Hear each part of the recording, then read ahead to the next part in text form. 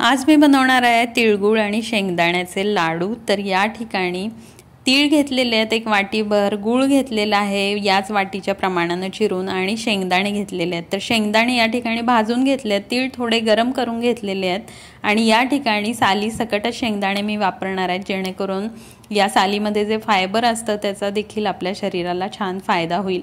हे सगळं मिक्सरला फिरवून घेतलेलं आहे, त्यामध्ये साजूक तूप घातलेलं आहे 3 ते 4 चमचे, आणि यामध्ये आता अखंड तीळ जे आहेत ते सुद्धा ॲड करून घेतलेले आहेत, शिल्लक ठेवले होते वाटीतले ते।